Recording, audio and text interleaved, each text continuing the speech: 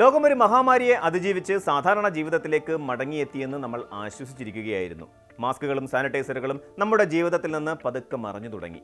Covid പൂർണ്ണമായും അവസാനിച്ചുവെന്ന തെറ്റിദ്ധാരണയിലാണ് ഭൂരിഭാഗം ജനങ്ങളും.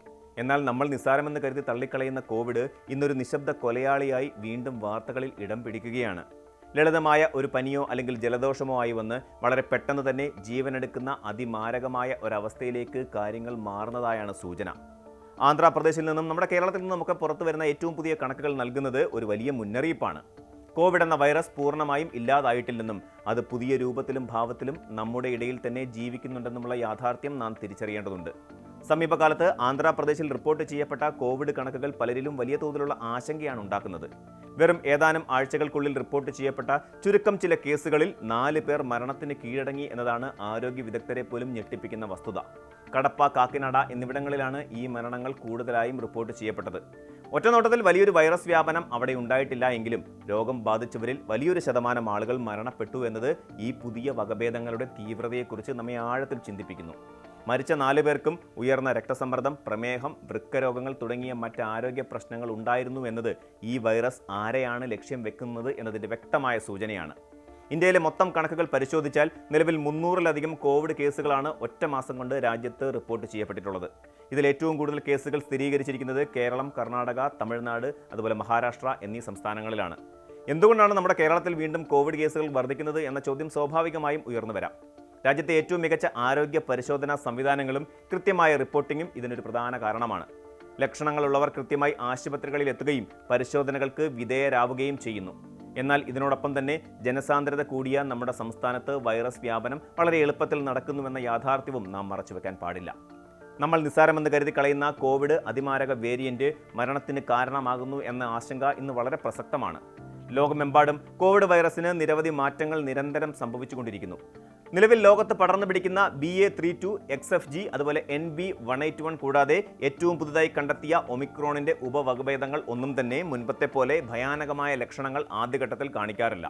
വെറും ഒരു തൊണ്ടവേദന അല്ലെങ്കിൽ മൂക്കൊലിപ്പ്, നേരിയ പനി, ശരീരവേദന എന്നിങ്ങനെ സാധാരണ ഫ്ലൂവിന്റെ ലക്ഷണങ്ങൾ മാത്രമാണ് മിക്കവരിലും കാണപ്പെടുന്നത്. ഇതാണ് ഈ വൈറസിനെ ഒരു നിശബ്ദ കൊലയാളിയാക്കി മാറ്റുന്നത്. രോഗലക്ഷണങ്ങൾ തീരെ കുറവായതിനാൽ പലരും ഇതൊരു സാധാരണ കാലാവസ്ഥാ പനിയായി കണ്ട് പരിശോധനകൾ നടത്തുകയോ മതിയായ വിശ്രമം എടുക്കുകയോ ചെയ്യാറില്ല. രോഗലക്ഷണങ്ങളോടെ ഇവർ ജോലിസ്ഥലങ്ങളിലേക്കും പൊതു ഇടങ്ങളിലേക്കും ഇറങ്ങുകയും മറ്റുള്ളവരുമായി ഇടപഴകുകയും ചെയ്യുമ്പോൾ വളരെ വേഗത്തിൽ രോഗം സമൂഹത്തിൽ പടരുന്നു. പൂർണ്ണ ആരോഗ്യവാനായ ഒരാളിൽ പ്രതിരോധശേഷി ഉള്ളതുകൊണ്ട് ഈ വൈറസ് വലിയ പ്രശ്നങ്ങൾ ഉണ്ടാക്കിയേക്കില്ല. എന്നാൽ അവർ വഴി ഈ രോഗം വീടുകളിലെ പ്രായമായവരിലേക്കോ മറ്റനുബന്ധ അസുഖങ്ങളുള്ളവരിലേക്കോ പടരുമ്പോൾ അതൊരു ജീവൻ മരണ പോരാട്ടമായി മാറുകയാണ്. നമ്മൾ നിസ്സാരമാക്കുന്ന ആ ചെറിയ ജലദോഷം നമ്മുടെ പ്രിയപ്പെട്ടവരുടെ ജീവനെടുക്കുന്ന കൊലയാളിയാകുന്നത് ഇങ്ങനെയൊക്കെയാണ്. കോവിഡ് വീണ്ടും തിരിച്ചു വരുന്നു എന്ന് കേൾക്കുമ്പോൾ തന്നെ മുൻകാലങ്ങളിലെ ഭയാനകമായ ഓർമ്മകളാണ് പലരുടെയും മനസ്സിലേക്ക് ഓടിയെത്തുന്നത്. ഓക്സിജൻ സിലിണ്ടറുകൾക്ക് വേണ്ടിയുള്ള നെട്ടോട്ടവും ആശുപത്രികളിലെ തിരക്കും നാം മറന്നിട്ടില്ല. എന്നാൽ ഇത്തവണ നാം അത്തരത്തിൽ പരിഭ്രാന്തരാകേണ്ടതുണ്ടോ? ഇല്ല എന്ന് തന്നെയാണ് ഇന്ത്യൻ മെഡിക്കൽ അസോസിയേഷന്റെ കോവിഡ് ടാസ്ക് ഫോഴ്സും കേരളത്തിലെ പ്രമുഖ ആരോഗ്യ വിദഗ്ധരും വ്യക്തമാക്കുന്നത്. കോവിഡ് ഉൾപ്പെടെയുള്ള ശ്വാസകോശ സംബന്ധമായ വൈറസുകൾക്ക് വ്യക്തമായ ഒരു ചാക്രിക സ്വഭാവമുണ്ട്. അതായത് എല്ലാ വർഷവും ചില പ്രത്യേക കാലാവസ്ഥകളിൽ ഈ വൈറസുകൾ സജീവമാകുകയും പിന്നീട് കുറച്ച് മാസങ്ങൾക്കുള്ളിൽ തനിയെ അടങ്ങുകയും ചെയ്യും.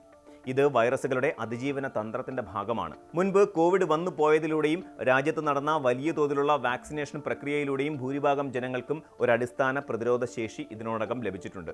അതുകൊണ്ട് തന്നെ പുതിയൊരു വകഭേദം വരുമ്പോൾ അത് വേഗത്തിൽ ആളുകളിൽ പടരുമെങ്കിലും മുൻകാലത്തെ പോലെ അതൊരു വലിയ കൂട്ടമരണത്തിലേക്ക് നയിക്കില്ല.